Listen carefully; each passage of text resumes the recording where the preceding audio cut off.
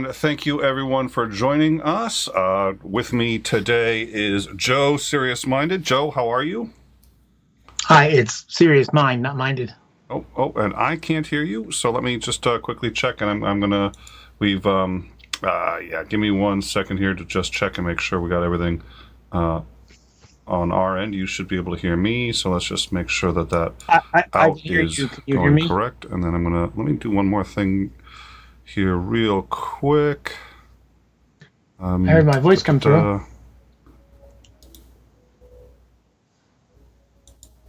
All right, can I get a sound check from you? Sound check.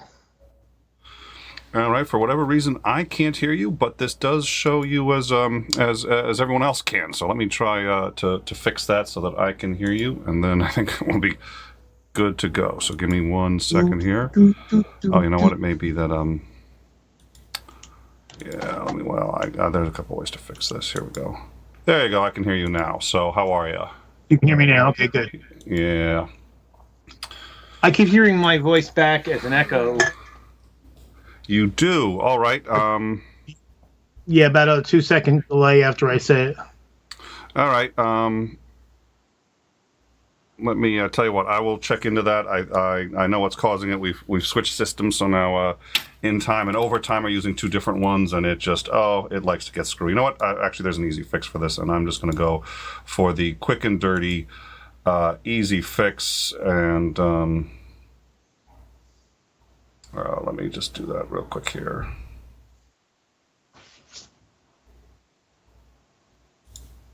There we go. That should take care of that problem. All right. How are you? Thank you for joining us. Check. Good. How have you been? That was an interesting night last night. That got a little tense. I think you were starting to Yeah, it was very frustrating, and at the end, like near the end of the night, like I had to drop off. I was exhausted, like mentally, physically, and emotionally exhausted. So I had to drop off. The funny thing is, I actually ended up not getting to sleep. I was too wound up. I actually didn't get to sleep till almost 4, because they stopped updating the New Jersey vote counts at 3:07 this morning. And at that point, they were like a couple hundred votes apart. And after 45 minutes of no updates, I realized, okay, he's not going to be any more vote counting tonight. So I was able to get to bed. But and Murphy has won, but it was way closer than it should have been. Yeah. So let's get a couple of just small little tidbits, interesting tidbits out of the way. First of all, an interesting event happened. I think it was yesterday. The USS Connecticut, which is a submarine, crashed into a mountain. Their charts, they were actually navigating correctly, but it turned out that this was a previously uncharted mountain. In general, they don't actually use sonar all that frequently, and they just use very accurate maps, and they go by these maps to tell where they are. And you can use, actually, I don't know at any rate. But no, this had been previously uncharted. They hit a mountain. They have to go back for repairs. There has been damage. There have been injuries, but none of the injuries are life-threatening, and they're expected to be able to make a complete recovery. So that's good. Another interesting thing, there's been now a bit of a conspiracy theory, and it has been traced back to the armorer's lawyer. The armorer on the movie Rust. Now, Rust, you'll remember, Alec Baldwin shot and killed the cinematographer and injured the director when he fired what he thought was a cold gun, but it actually had a live round in it. So there's been this conspiracy theory that a number of people had walked off the set previously, complaining about safety concerns and complaining about wages and a whole bunch of other issues, that one of them snuck back in and replaced one of the cold rounds with a live bullet. Now, this has been getting some traction, probably just because of how scandalous it is. But there's actually absolutely no evidence to suggest it. But the theory has been that there was a box of bullets. All of them were dummies except for one live round, which the armorer put in, and that's what he fired. It looks like all the only speculation from this came from the lawyer is that we can tell. So her lawyer is out there saying, no, somebody sabotaged this. There's no other way that a bullet could have gotten in. So we'll get ahead of that one. And then the only other just unfortunate, the U.S. has just today passed 7,500,000 COVID deaths. In a number of states like New Hampshire, the numbers are suddenly... You mean 750,000? Yes, I'm sorry. Yeah, I think I botched that one. Last night, so it was a 7-hour stream last night. I still haven't recovered, and between the whole, that was a long night. But 750,000. However, the CDC is saying now that they believe as many as 1 in 3 people have actually had COVID in the United States, and that the numbers are significantly higher, but a lack of testing, not having gotten into the testing as quickly and as soon as we should have, and not testing cases from people who may have died of complications from COVID, but it looked like diabetes or anything else like that. They're saying that they think the numbers are actually now at this point much, much higher, as much as 3 times higher. But and we've talked about, I think it was the New York Times decided to try to calculate this a very different way. They went about and calculated the average number of deaths in this country, state by state, at this time last year and the year prior and the year prior to that, to see what kind of increase there has been, not accounting for cause at all. So it doesn't matter what caused it, just what are the number of deaths. And the increase recently has been significantly higher. So that gets complicated because you can't just, there haven't been as many people driving to work. So freeway deaths are down significantly, so you would expect that to weigh on the number. But any number of other, suicides have gone up, unfortunately, and a number of other things. So it's very hard to tell, but it's clear that far more people have been dying of this than we're aware of. So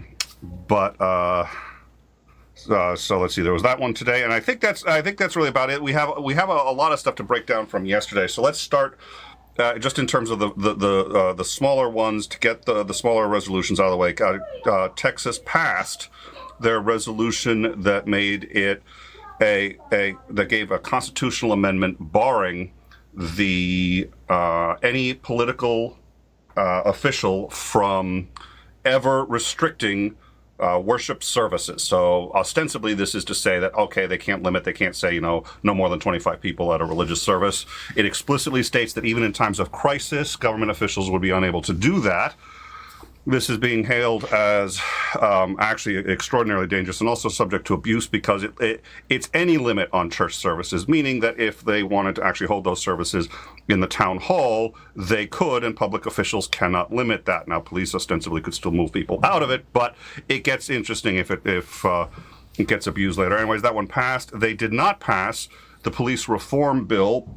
That bill would have increased the number of officers to 2 per 1,000 citizens. It would have mandated that the officers do double their training and would have encouraged learning a second language, one that is applicable to the citizens of Austin. That bill was shot down, ostensibly on the grounds that it would have taken funding away from other services like EMT services and fire department services. And last but not least, the Detroit bill, which was a reparations bill forming a committee to make recommendations, both economic and in terms of zoning and housing, in order to try to remedy the inequities against black people in Detroit, the historical inequities.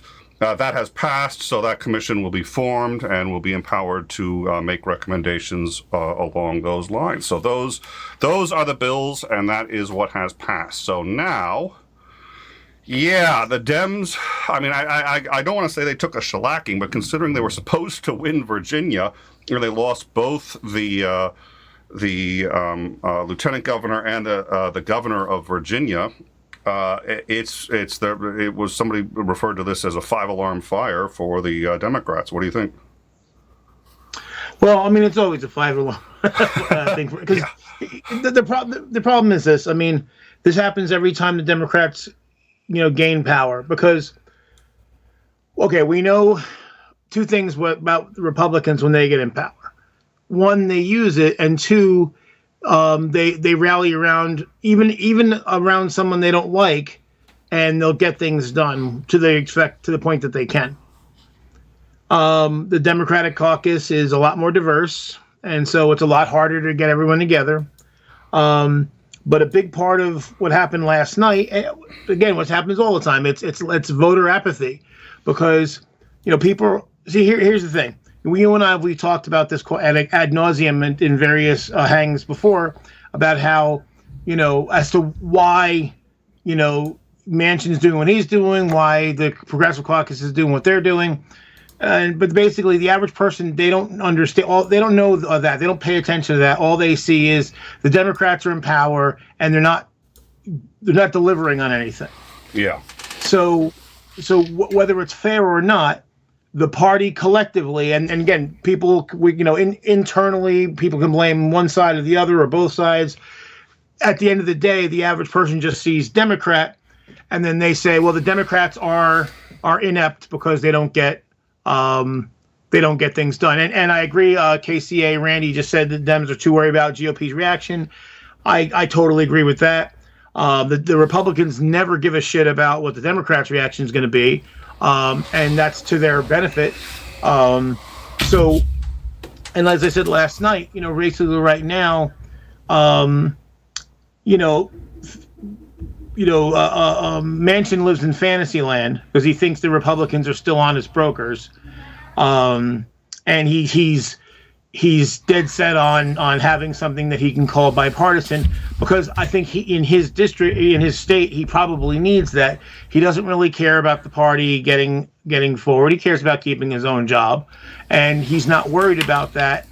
And so running very conservative as he does has benefited him, and he's going to continue to do that. So as long as the two extremes in the party are basically saying, well, I'm not going to give you what you want if you don't give me everything I want, nothing's going to happen. And if we had gotten these bills through a week or two ago, I think the outcome would have been very different.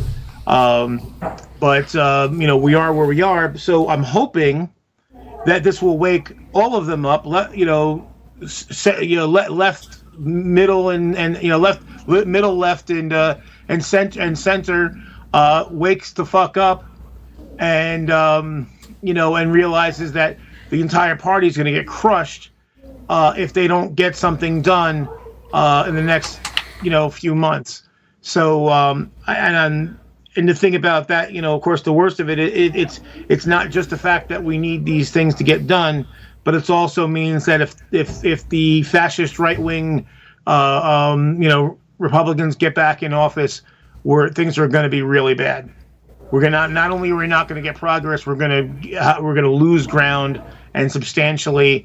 And given that they already tried to overthrow the government once, I do not put it past them to do it again. In fact, I expect that they will next time. So what happens?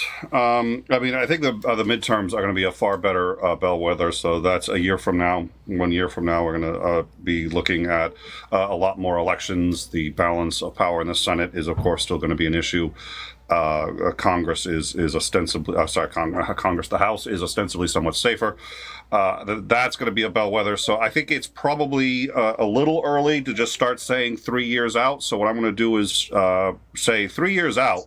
What are we looking at if this continues? And we had discussed this. So I think you and I are actually both of the same mind on this, which is that neither of us think Biden is going to run again. So if Kamala Harris takes over at the very end and then continues as the incumbent and does her own run, would that help ameliorate to voters what is perceived now as Biden's failures as a president, or is she going to be catching? I've noticed she hasn't been campaigning a lot. She hasn't been putting her face out there, and I'm not entirely sure why that is. Well, and that's a big problem. I mean, but I guess I'll say is if I'm not convinced he'll necessarily resign before the end of his term, But if I know he's not, I'm very sure he's not going to run again. But the question is whether or not he finishes out his term.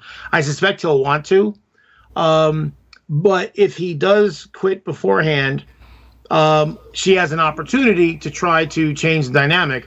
But the thing is now, and I disagree about last night not being a bellwether. In New Jersey, Murphy had a 9-point lead going into the day before yesterday. He should have raffle stomped Chitterelli. They should not have been this close. We should not have been waiting until like 2 hours ago for the election to get called. And even now, so he looks like he's going to win outside the 1% margin for a recount, because I'm looking at the counties that are not done. The only one with significant red votes is Monmouth County. There's only 1%. He's probably about 4,000 votes he could pick up there. And that's pretty much it. Everything else is at 100% on the blue side.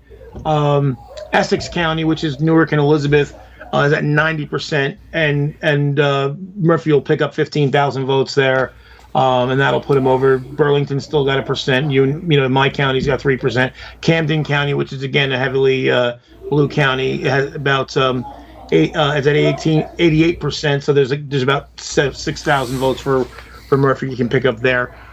So he'll win, handily enough that there won't be a recount, and I don't think we're going to have any kind of long term. But it should never have been even close to this.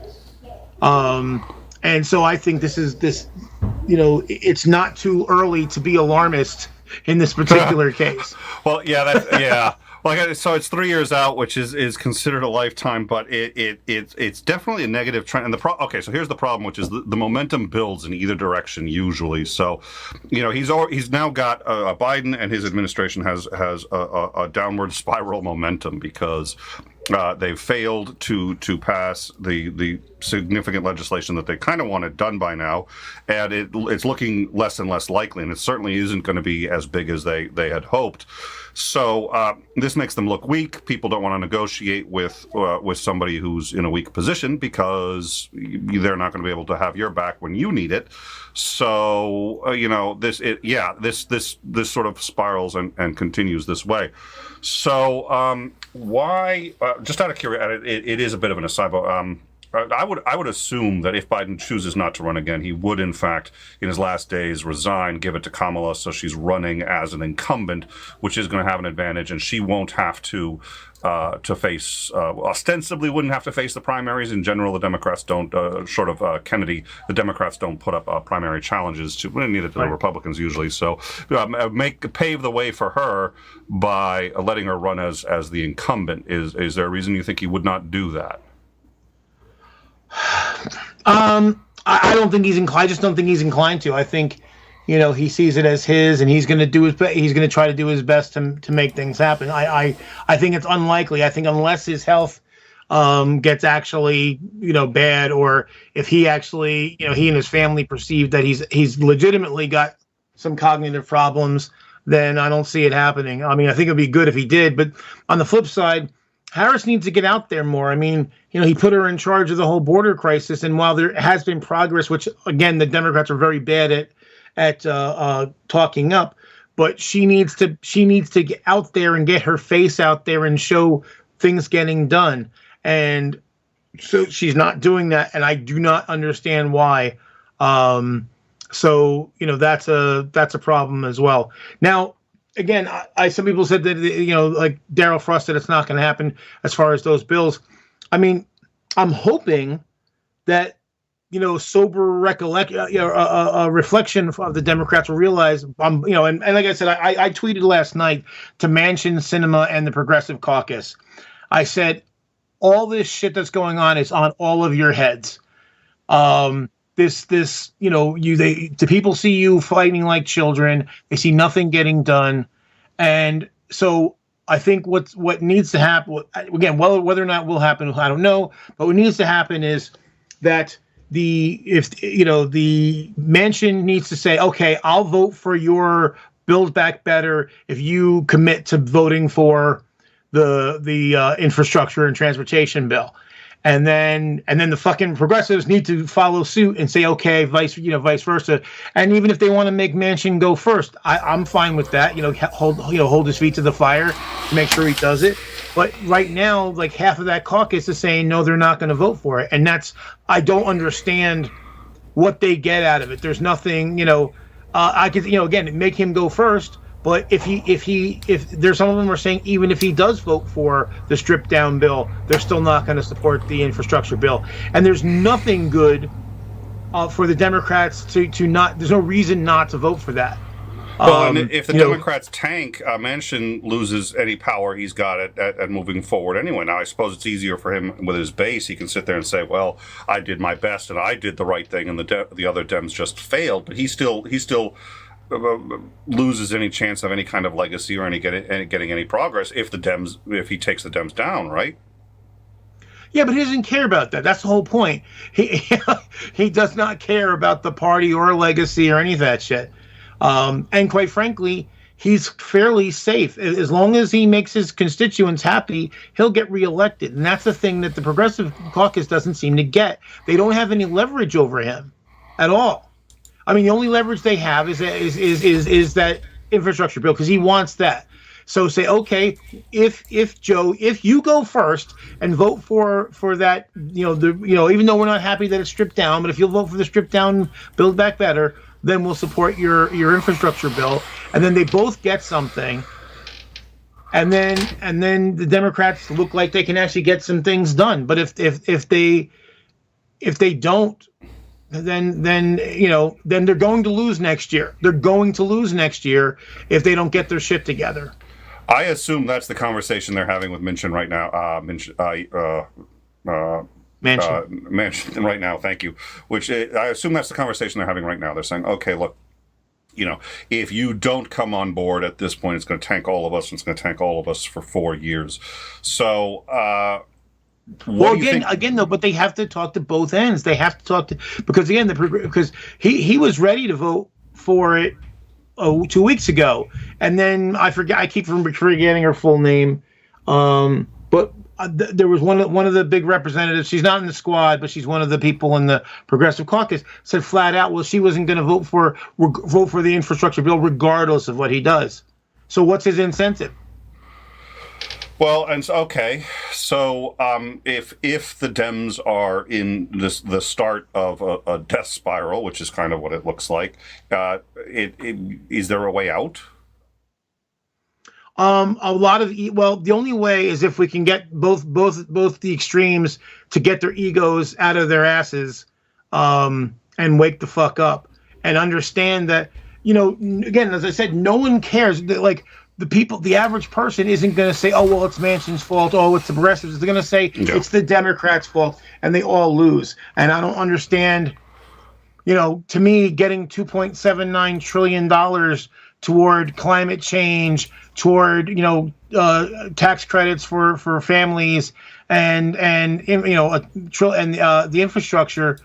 That's a win. That's a fucking win. And it's not as big of a win as I'd like, but Jesus Christ, I wouldn't turn it down. Well, and it's never as big a win as you'd like. I mean, give me a break. When Obama got Obamacare passed, and as much as we talk about, there are plenty of people who say that wasn't a huge achievement. I think it was.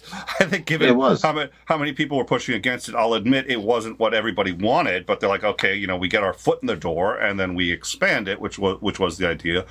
And yeah, they can take it down. And in fact, now they haven't killed Obamacare. That's a very important. People say, "Oh, Obamacare is dead." No, they set the fines for failing to comply with Obamacare to 0. So it's now completely toothless. But that can be set back up again, and Obamacare it hasn't been. It's still there. So there's always this ebb and flow, and you never get everything you want, but you're always kind of trying to have the difference and getting as close as you can and getting closer and closer and closer.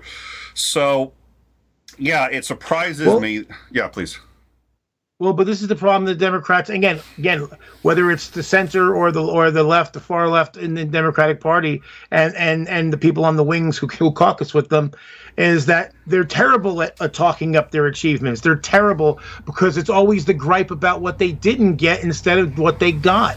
And the thing is, people seem to have this mentality on the left that, well, if I didn't get 100% this time, then I can never get more later on, and that's just ridiculous.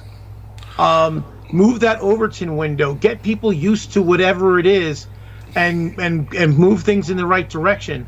Like one of the things I had you know who Jen Peoples is, right? No. She used to be one of the hosts on Atheist Experience. Oh, So I've hung out with her several times, and we talked about this, and she agreed. So like the Defense of Marriage Act, which was a shitty bill, but what it did though is it opened the door for individual states to do whatever they wanted. So what ended up, because there was a lot of states that were out there, they're like, well, we'd like to have marriage equality, we'd like to make same-sex marriages legal and enforce it in the law and make it on the books, but we're afraid that the Supreme Court will overturn it, and then we'll end up, all these people who we allowed to get married will lose their marriage, and we don't want to do that. So then what DOMA did is said, okay, individual states could do what they wanted, but then it wasn't binding on states that didn't allow it. So, which, look, it was a violation of the Constitution, but putting it out there, then, like, was it Vermont, Massachusetts, Maine, jumped on board fairly quickly, and then other states started doing the same. And then, so then by the time it got to the Supreme Court, 31 states already had either passed laws in favor of marriage equality, or their own state Supreme Courts had ruled that their laws that were preventing it were unconstitutional. So by the time it got to the Supreme Court, it was a fait accompli. It was basically, and even I remember when it went through, John Roberts was like, he asked the people who were basically defending the homophobic position, well, if we rule your way, does that mean that all the marriages, these millions of marriages in 31 states go poof? And they were like, well, yes. And yeah. And that's why he voted the way he did. That's why he voted in favor of marriage equality, because he didn't want to go down in history as the guy who wiped out millions of marriages. Whatever he thought about same-sex couples, he didn't. That's not where he wanted to go. And so, but the thing is, I know people back in the 90s, I remember it, they were angry at Clinton because, they didn't get full equality then, but the votes weren't there. The votes were just not there. And so by having this really wonky, shitty legislation, but like you said, it opened the door, and then, it made it so that 20 years later, it just fucking happened, because it was going to have, the force of history was now on the side of marriage equality. So incremental doesn't feel good. It always feels like, and for a lot of people, they say it tastes like ashes. Like, well, you know what? I get that, because people shouldn't have to wait for their rights. They shouldn't have to wait for healthcare. They shouldn't have to wait for all these things. But unfortunately, we live in a country where at least 40% of the people don't want any of that stuff. And then another 10 to 15% don't care. So it's always an uphill climb. And then, and then when that 40% get their people in, they roll back all the progress we've made. So this is the problem. So that's why we have to always make progress wherever we can. And if we can get a big jump, absolutely go for it. But if you can't, don't throw away what you can get. Well, and the big jumps are, let's face it, the big jumps are 2 or 3 tops in a lifetime. 2 or 3 tops in a lifetime. When you take a look at the big jumps, very few of us have ever lived through one of those big jumps. It's what Martin Luther King Jr. called the slow arc of progress. It's an arc in the positive direction, but it's a long arc. Okay, so 2 hypotheticals here.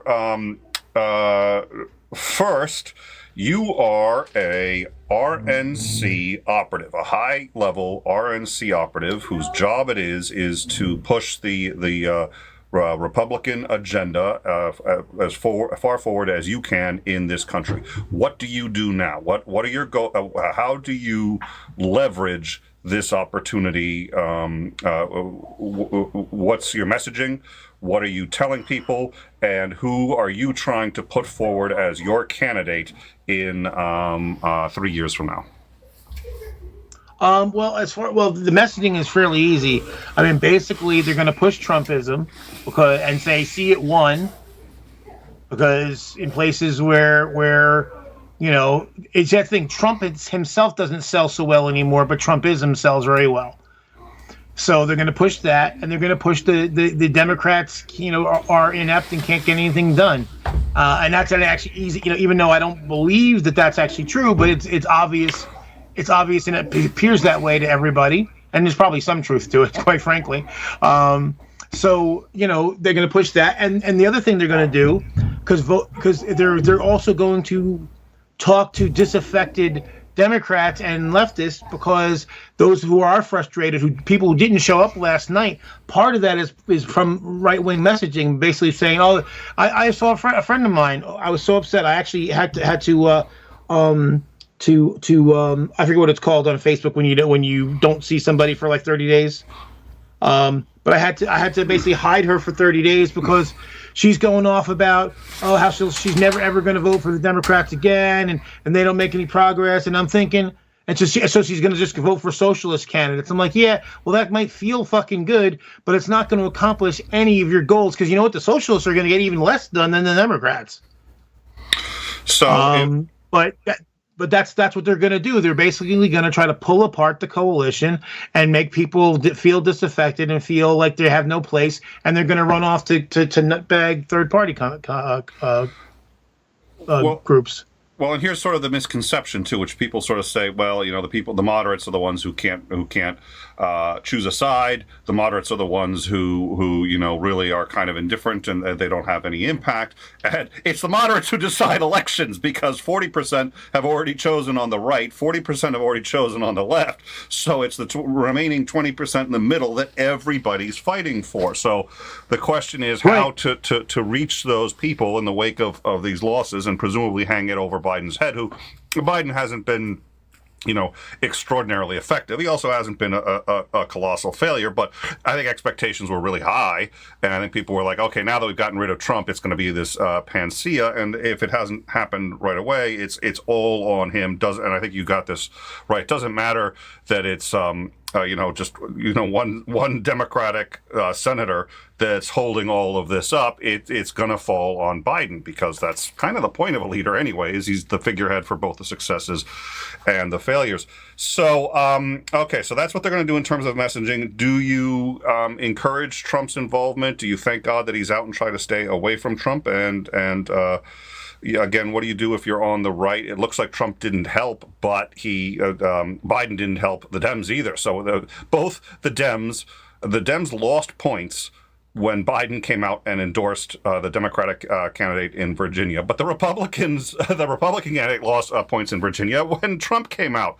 So do you try to find a place for Trump, sequester him, and say, hey, we could really use your help in these races, and do that? Do you discourage him from running again? What do you do if you're trying to keep the Republicans ahead? So what they're going to do is, if I was an operative, sequester him. See, there are places he still plays.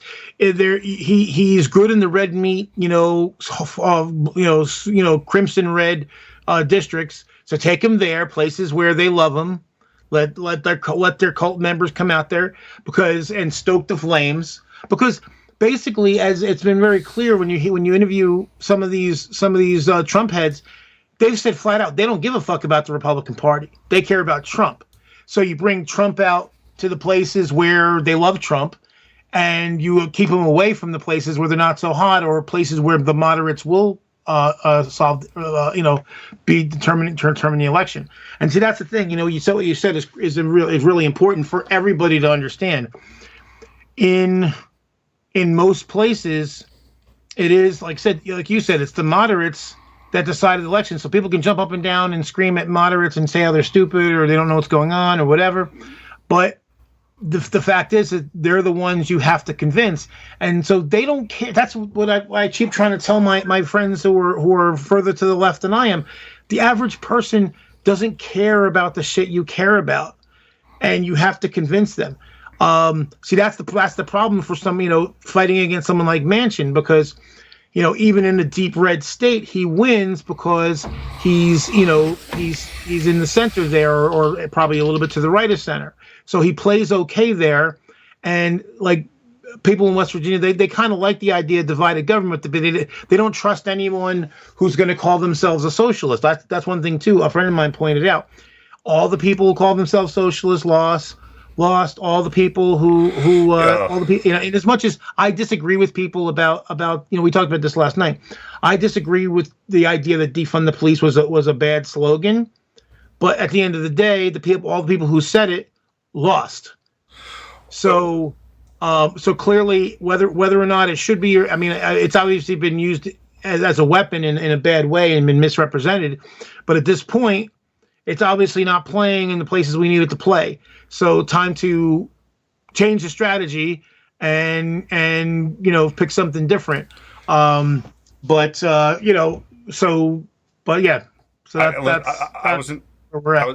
was in Massachusetts. I have worked as a political operative. I worked as a political operative in Connecticut for, I want to say 2 years or something. Probably not quite that much, but at any rate.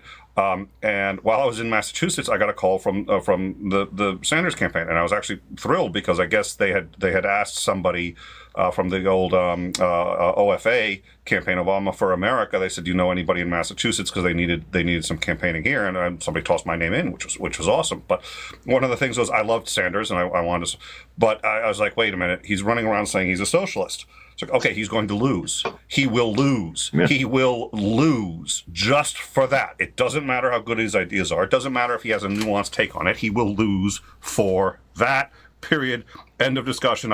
If it was a candidate who had a shot at winning, I'd be interested. But I think that's what's happened repeatedly, and it's the messaging is so unbelievably important. And I was impressed that he was brave enough to be willing to say that, and I was glad he was challenging conceptions about that. But I was just like, no, you don't. A race is not the place to be challenging conceptions. I'm sorry. That's yeah. So. Yeah, that and again, the defund the police. Defund the police just sounds scary. You have to have something that doesn't sound scary, and that sounds scary because it sounds like you're going to be left without police. And I found one exception here. Oh, okay. One exception. So there's a BLM activist in Iowa, Indira Shoemaker. She's the youngest member and the only person of color on the Des Moines City Council. She ran on that platform. That's it. So far, that's it. And all the bills that were out there, all the ballot measures and all that, all those failed. So I'm looking up because I want to. Yeah. That's what. Sorry, I was just saying, addressing Maya. She just said giving into the talking points of the right is never a winning position. Yeah, I mean it's tough though. Because you want to defend it, but then once you start defending, you play defense, you're already losing. But unfortunately, we've effectively lost that battle.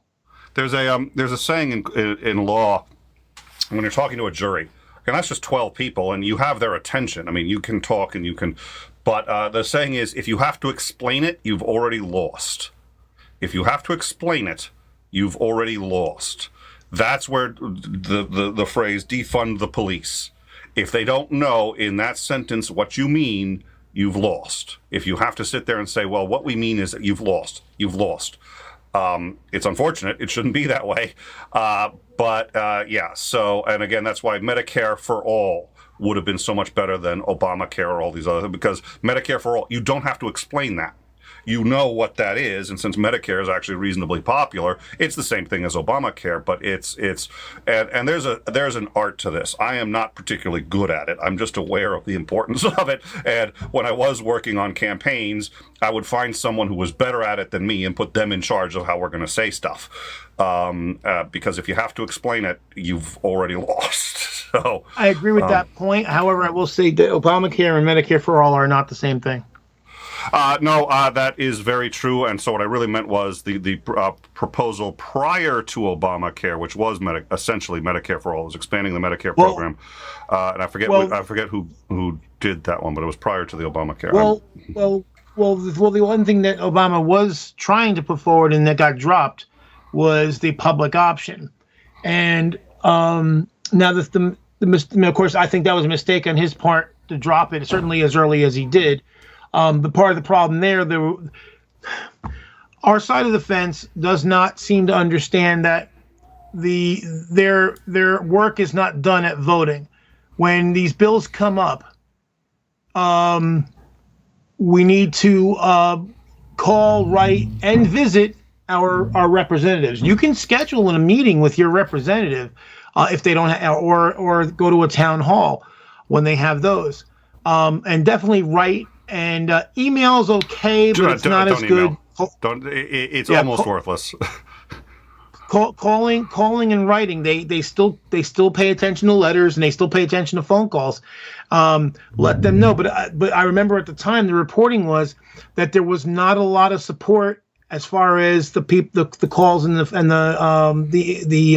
surface mail supporting it. So they backed off because the Democrats do tend to be timid, unfortunately. The thing is that the funny thing is with defund, though, what bothers me is that it's really not that people didn't understand it. It's the right used it, basically purposely misrepresented it. Yes. Which they will. And then once that happened, of course, then it was going to be a loser. That's what happens when you call yourself a socialist, and that's what happens with that. And then the mistake that Democrats make is, well, we can reason our way through it. We can sit there and explain why we've been strawmanned. But as soon as you have to explain it, you've lost.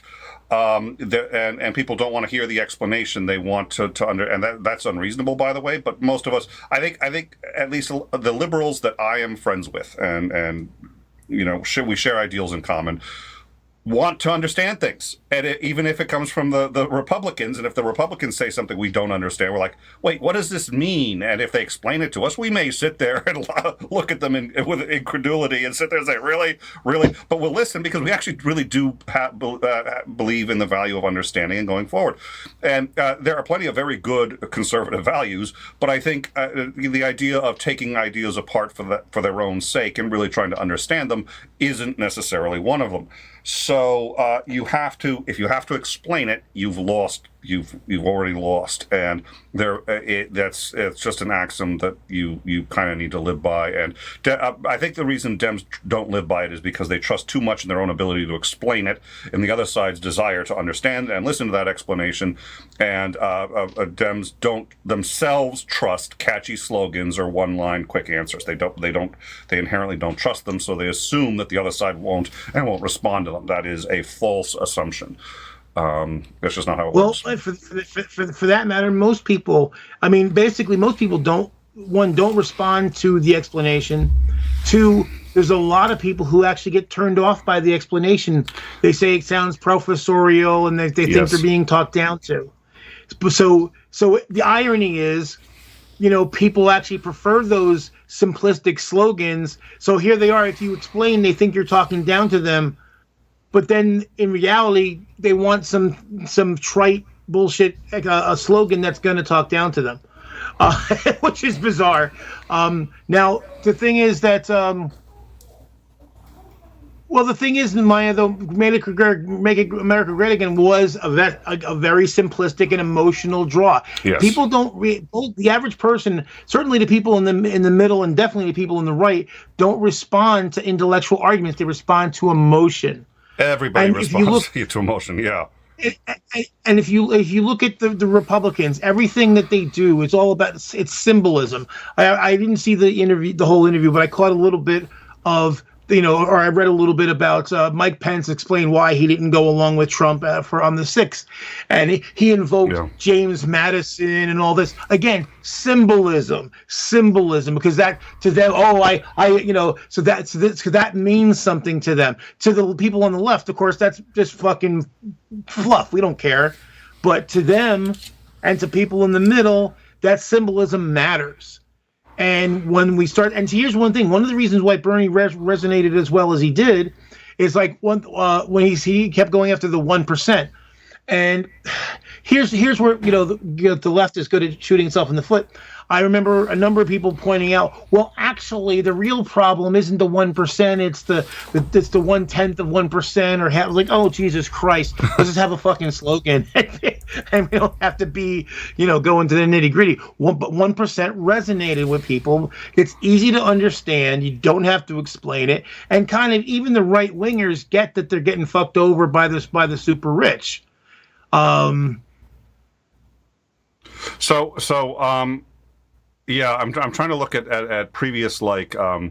Oh, Obama really did have a great slogan just for the campaign. It was hope, one word, hope. So that's actually a really good slogan, and that "Make America Great Again" is probably one of the best slogans I've heard in a very, very long time, because everybody wants to do that.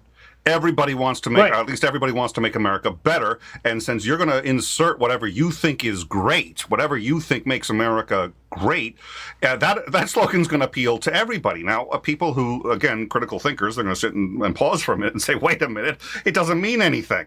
Well, I'm Right. sorry, that's kind of what a slogan, unfortunately, is supposed to be. It's not necessarily supposed to mean anything. Right. It's supposed to tug at your heartstrings. Plus the fact by adding again makes the point that, which works especially with people on the right and the middle, because this idea that, well, we've lost something. They're always hearkening back to some days that really weren't so good for a lot of people. But it's, but particularly if you're gonna do dog whistle to right wing, white supremacists, the idea that we're gonna go back to the good old days, and so basically you're saying, and the other thing it does too is it's basically making, since using that expression when you're not the incumbent, basically says, well, it's like you're already saying that it's because of the people that are in power now. That's why we're not great anymore. So you're already taking a swipe. You're taking a swipe at the other side without doing it directly. It's very passive aggressive. Well, and who would not want to make America great again is really the question, right? I mean, come on. They don't want to make America great again. That's why they're voting against me. Do you really want to be one of those people? It's in part emotional manipulation, but that's politics in general, unfortunately, is politics is the attempt to influence a great many people in the shortest period of time to do whatever it is that you want to get them to do. And it doesn't matter. Again, that's almost amoral in that sense, too. We were talking a lot about amoral activities. It's not about whether or not you have good ideas or bad ideas. And unfortunately, I think but we had suggested this had come out, and I'm hesitant to say this because it plays into my biases. But somebody had suggested that Republicans in general are much more willing to bend or even break the rules, break the ethics or whatever, because to them there's no point in doing this if you're not going to win. It's a win at all costs, and so they have a tendency to end up winning more, where Democrats are like, well, wait a minute, if our ethics, we're fighting because of our ethics and our beliefs, and if we're willing to compromise those, what's the point of running or even trying to win? And so now that plays into a lot of biases, so I'm not sure that that's really the case. It feels right, but hey, I'm a liberal. Of course it feels right. Well, no, I mean, that's a part of it. And the thing is, too, of course, I would always say is to stop fascism. And that's the one big thing that I try to get across to people on our side of the political fence is that, yeah, sure, I absolutely want to make progress at any and all opportunity. But when the time comes, when there's moments where we're not going to get progress, then my next big thing is harm reduction. And, again, my friend who was ranting today, she's like, oh, well, where's the harm reduction? I'm like, dear, we had 3 conservative justices on the court, and we got 2 justices brewing for retirement or the grave. I don't want them to get 2 more, because if it's already bad enough at 6-3, an 8-1 court, things will change. Is death. Things will change dramatically. Yeah. Oh, and then you will see a whole lot. It's going to be bad as it is for a generation. Imagine if they got 1 or 2 more. Oh my God. I mean, that's just we can't even comprehend how bad that's going to be. I do think so. I think the one point I wanted to make, I do think that liberals have a tendency to just inherently distrust and dislike slogans, dislike catchy phrases, and think that that's just not not the way you should do things. Unfortunately, it's the way that works, and it's the way that you should do things. And it doesn't mean that you've got bad positions. It doesn't mean that you're being disingenuous. It means that, and for people who want that higher level of engagement, you have that higher level of engagement, but that's not a huge percentage of the population. So, you know, you have different levels of engagement at different tiers, but the first tier that everybody hits is the slogan, and it has to be right, and it has to be something that is hard to straw man and hard to the easiest straw. If the only straw man is it doesn't mean anything, that's the easiest straw man to contend with, because that's every slogan for the most part. If it actually means something, now you got real problems, believe it or not. So here's the other to the point about the slogans. So actually, Obama had two. There was hope and there was change. Yes. Then you got Bill Clinton. You know, what was in his packaging? The man from the place called Hope. Oh my God! I mean, that's why.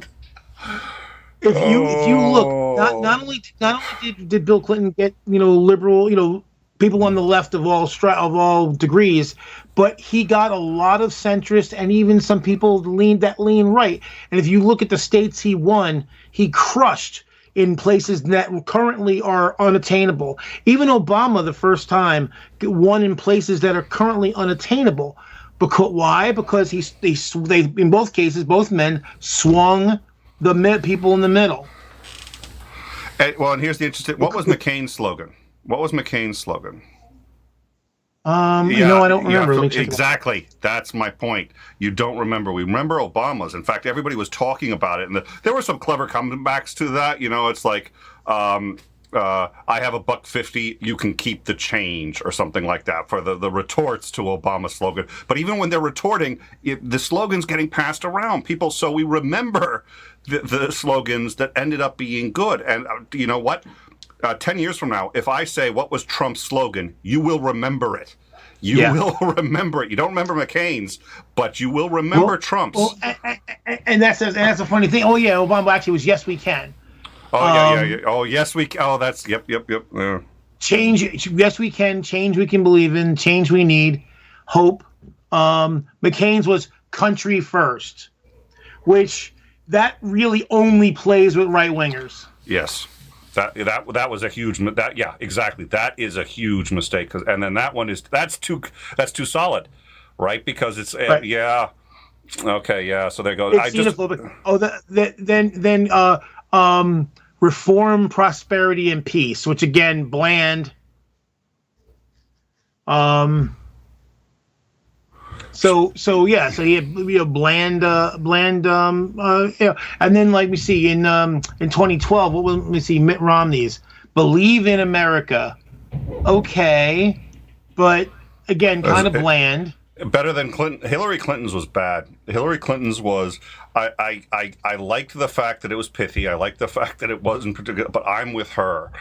It's already kind of setting up and it fed right into the narrative that everything's about her. It's like, oh, who's with her now? She's the oh dear Lord, that one backfired. It was close. It was reasonably. I'm trying to remember who her field officer was too, because he was all right. Well, I didn't want to get off on this too much. I think it's a worthwhile discussion. I do want to quickly a whole bunch of ones that we've all heard time and time again, and if for no other reason than the fact that they won't get you shot in the foot, these aren't bad ones. These just aren't bad ones, and you can pick and choose. And it sucks. Nobody wants to be living in a bumper sticker era, but we live in a bumper sticker era. We're a bumper sticker species.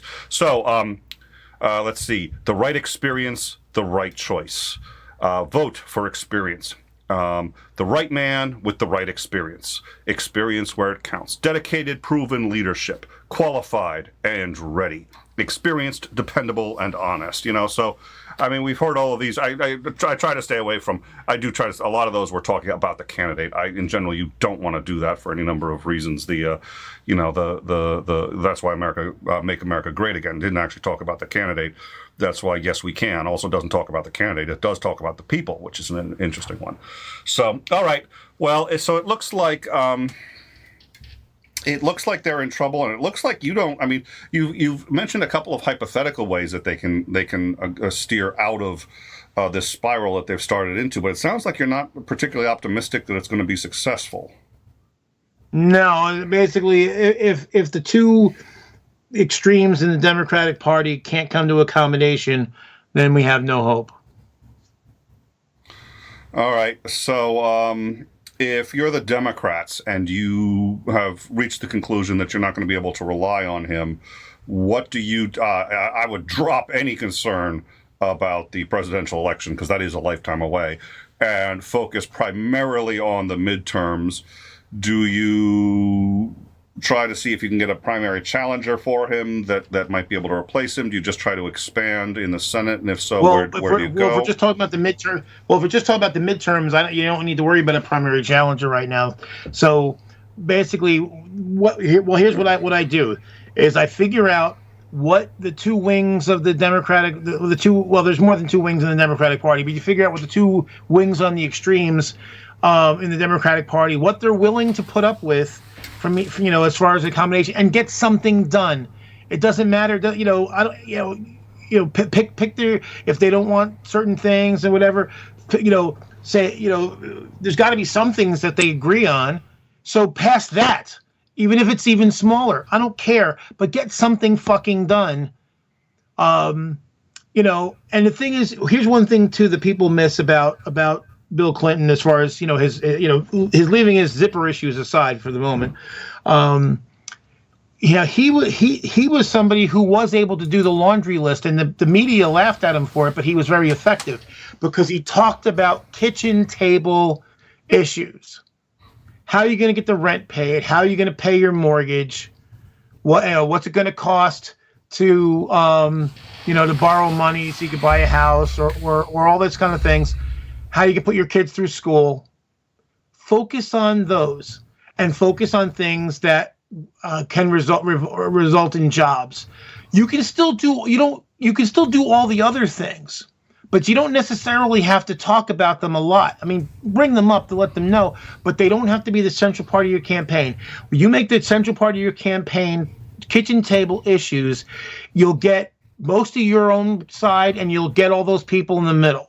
Because that's what the people in the middle vote over. And that's how Bill Clinton won twice. That's how he crushed. And it's actually how Obama crushed. So, you can't build your campaign. It's fine to build your primary campaign on the stuff on the wings, because that you're trying to get primary voters, and exactly. You don't get a lot of people don't show up. But the way winning has always been, you appeal to your base during the primary, and you appeal to the middle during the campaign. And there's too many people on our side who are new, who are political novices, who don't understand that, haven't looked at history, and can't do math. Because there's not enough of any of us to win. Yeah, truth be told, that gets also back into why I really do wish we had a third-party system, because at least you'd have somewhere to try to draw from when people do something this stupid. But all right, real quick before we go, I just want to say about that. The problem with the third parties, beyond the fact that most of them are nutty, but the problem is that they're too fixated on the presidencies and the governorships. If you really want third-party candidates, then you need to get them in your local elections. You need to get them in your state elections and build a base. And if you can do that, and there's something like Minnesota kind of has that, but they're about the only state that does. And if those parties can't build grassroots, then voting for them in the general election is a pipe dream, because they even if they won through some miracle, they have no support in the legislative body that they're dealing with. So it's just it might feel good, you can pat yourself on the back, I voted for the best candidate, but it's meaningless. It's electoral masturbation. Oh, I listen. You're preaching to the choir. What I'm saying is, I wish there was a third party, and by that I mean an actual third party, not any of these small things, but a viable third party. But I don't. We can't Well, for any number of reasons. well, But if we could, I think that would the change thing is things. though is we can't because the focus is wrong. I want there. See, the thing is, if we want viable third and fourth and fifth parties, we have to build them, and that takes work, and people don't want to do work. Well, I think the reason we can't actually is because the presidency is a winner take all. So when you end up with a winner take all as opposed to a parliamentary Forget system, no, you're already off base. The presidency is not the issue. You can't. That's 20 to 30 years from now. Build a party that can win a statewide election, or something. The legislative body of the state or the county. Do that. Forget about. Don't even think about president. Don't even think about governor. Get somebody in the House of Representatives. Get somebody in the state house. That will do something. But once you start thinking about president with third party, you're not even in the right ballpark. Yeah, I'm arguing why we used to have multiple parties, but the way we are set up will always result in a two-party system. And if we end up getting a third party that's viable nationally for any period of time, it will get eaten up, and we can't.